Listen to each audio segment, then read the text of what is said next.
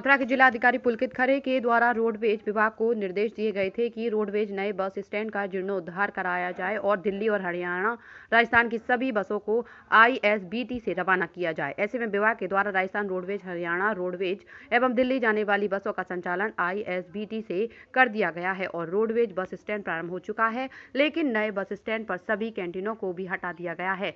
ऐसे में कैंटीन संचालकों के सामने रोजी रोटी के लाले पड़ रहे हैं। सहायक क्षेत्रीय प्रबंधक के द्वारा सभी कैंटीन संचालकों के लिए शौचालय के समीप जगह दे दी गई है, वे वहां दुकान लगाकर अपना कार्य कर सकते हैं, लेकिन बस स्टैंड की दुर्दशा को देखते हुए कोई भी ग्राहक दुकानों पर नहीं जाता है। कैंटीन संचालकों का कहना है कि वे नगर निगम को टैक्स भरते हैं, जलकर गृह कर एवं ठेका भी जमा करने के बाद रोडवेज विभाग को भी अलग से किराया देते हैं, जिसकी रसीद कैंटीन संचालकों के पास है और लिखित में भी स्थान चिन्हित हो रहा है, लेकिन उसके बावजूद भी उनको उचित स्थान दुकान के लिए नहीं दिया जा रहा है। कैंटीन संचालकों का ये भी कहना है कि रोडवेज विभाग के द्वारा सभी कैंटीन चालकों से 3 माह का किराया एडवांस जमा कर लिया गया है। ऐसे में वे अब किराया कहां से जमा करें, क्योंकि उनकी दुकानें हैं तोड़ दी गई और सभी बंद पड़ी हुई हैं। आइए सुनते हैं क्या है उन कैंटीन संचालकों का दर्द। मेरा नाम घनश्याम मित्तल है। घनश्याम जी, बस स्टैंड पर आप क्या करते हैं? मेरी बस स्टैंड पर 15 साल से मैं एटीएम के बगल में अपनी दुकान चला रहा था रोडवेज की तरफ से, जिसको 15 साल से मैं रोडवेज को किराया जमा करता हूँ। हर महीने का मेरे पास बिल भी है, रोडवेज मुझको हर महीने बिल देती है किराया जमा करने का, जिसमें मैं 18% जीएसटी भी देता हूँ और जलकर गृह भी भरता हूँ 1800 रुपये महीने का। रोडवेज मुझसे 1800 रुपये महीने का जलकर गृह का किराया भी लेती है निगम के नाम से, और रोडवेज अपना किराया भी लेती है, जिसकी मुझको हर महीने रसीद भी देती है और जिसके मुझ पर कागज़ भी हैं। और मेरी दुकान चलाने के मुझे पास लिखित में, मेरी एटीएम के बगल में 8x8 की दुकान चलाने के बिल्कुल लिखित में मेरे पास कागज़ हैं। 3 तारीख अप्रैल को मेरी दुकान तोड़ दी गई, ना मुझे कोई नोटिस दिया गया, ना मेरे पास कोई कागज़ आया गया। और एआरएम साहब, सहायक एआरएम साहब आए, उनके संग में डीएम साहब और नगर निगम के आलाधिकारी राजकुमार मित्तल जी भी आए। उन्होंने मेरी दुकान तोड़ने के 1 मिनट में दुकान तोड़ दी, ना मेरी कोई सुनी, ना मेरे कोई कागज़ दे के फटाफट मेरी दुकान तोड़ दी उन्होंने। और तोड़ने के बाद में मेरी दुकान चलाने के लिए डीएम साहब और एआरएम साहब, डीएम साहब बोल गए थे मेरे से कि अपनी दुकान अंदर चलाइए, बस स्टैंड के अंदर चलाइए, आपको जगह दे दी जाएगी। अब ये बताइए, मेरी फल की दुकान चलाने के लिए मुझे शौचालय के बगल में वहाँ जगह दी जा रही है। वहाँ मुझे सहायक एआरएम साहब कह रहे हैं कि शौचालय के बगल में अपनी दुकान को चलाइए, वहाँ से हमारा किराया जमा करिए, जिस पर मुझे रसीद दी जा रही है।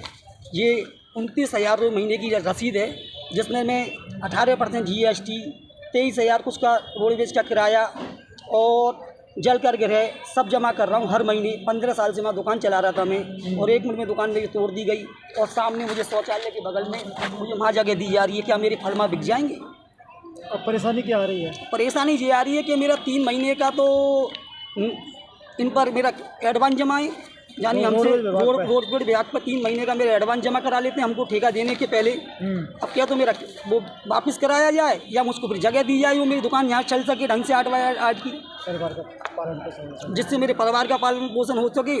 और कम से कम हमारा 50 परिवार स्टाफ था यहाँ पर, 4-5 हम ठेकेदार हैं, उनकी सारी दुकानें हमारे सामने वहाँ जगह दी जा रही है। अब बताइए, मेरा हाथ जोड़ के विनती है, कम से कम हमको जगह यहाँ रोडवेज के अंदर दी जाए, हमारी दुकानें चल पाएँ।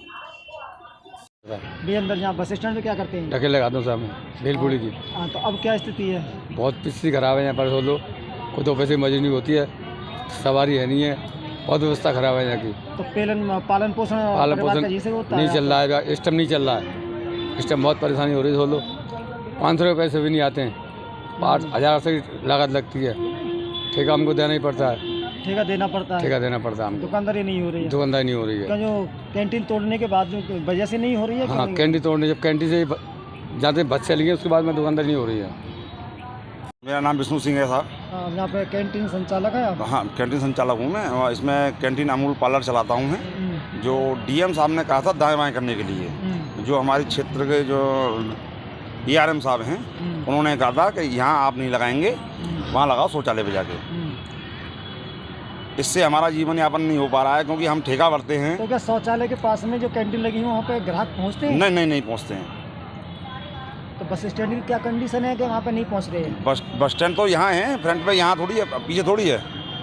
बस स्टैंड की जो गाड़ियाँ हैं, जो भी ट्रैफिक है वो यहाँ है, वहाँ थोड़ी है। टीनों के नीचे है, जो सारी व्यवस्थाएँ जितने भी यूपी रोडवेज के जितने भी बस स्टैंड हैं सारों पे कहाँ व्यवस्था दी गई है दुकानदारों के लिए, जो टेंडर डाले जाते हैं, पैसा लगता है, अब कैसे करके लेके आते हैं। दुकान नहीं चल रही है तो ठेका कहाँ से भरोगे फिर? वो तो ये आराम साहब ये कह रहे हैं कि वहाँ लगाओ, कहीं से भरो ठेका, ये तो निरस्त करा दो। हमने उनसे कहा था, मैंने पैसे वापस करा दो, क्या पैसे नहीं वापस करा पाएंगे हम आपके। तो इसी से जो है पालन पोषण हो रहा था परिवार का? हाँ, इसी से हो रहा था। अब कैसे क्या कर रहे हो? अब कुछ नहीं कर रहे हैं, अब तो घूम रहे हैं, आते हैं जाते हैं, चक्कर लगा के चले जाते हैं, आराम साहब के पास जाते हैं, उनसे कहते हैं, वो कहते हैं कि नहीं साहब डीएम साहब का आदेश है, जबकि डीएम साहब ने ऐसी कोई भी बात नहीं की थी। उन्होंने ये कहा था सिस्टम से आप सारी व्यवस्थाएं कर दें जिससे कि ट्रैफिक ना हो। बाकी डीएम साहब का ऐसा कोई आदेश नहीं था कि इनको उठा के वहाँ से बस स्टैंड से 300 मीटर आगे फेंक दिया जाए। आपकी दुकान चल नहीं रही है? और नहीं चल रही है, ठेका मांग रहे हैं? ठेका तो मैं हर महीने में, पिछले महीने भरा था, अब 10 तारीख फिर आ रही है, फिर भरने को तैयार हूँ मैं। कहाँ से भरोगे? अब ये तो अब कहाँ से भरेंगे बताओ। यही मौका है बिजनेस को बढ़ाने का, पर पैसा। अपनी सुपर पावर यूज करने का टाइम आ गया है। अब टेंशन मत लीजिए, IIFL फाइनेंस से झटपट गोल्ड लोन लीजिए और बिजनेस आगे बढ़ाइए। आपके जैसे सुपर हीरोज ऐसी छोटी मोटी प्रॉब्लम से थोड़ी ना रुकते हैं, इसीलिए लाइफ जब भी आगे बढ़ने का मौका दे तो अपनी सुपर पावर, अपना गोल्ड यूज करिए और IIFL फाइनेंस से गोल्ड लोन लीजिए। IIFL फाइनेंस करता है सीधी बात। डेडिकेशन 100%, मोटिवेशन 100%, कितना भी करे क्यों है 70? कल करे। कारण पोषण की कमी, रोज के खाने से मिले सिर्फ 70% तक विटामिन और मिनरल्स, बाकी के लिए नया सुप्रीडिन डेली, यानी ज्यादा एनर्जी और इम्यूनिटी। खाने के साथ सुप्रीडिन।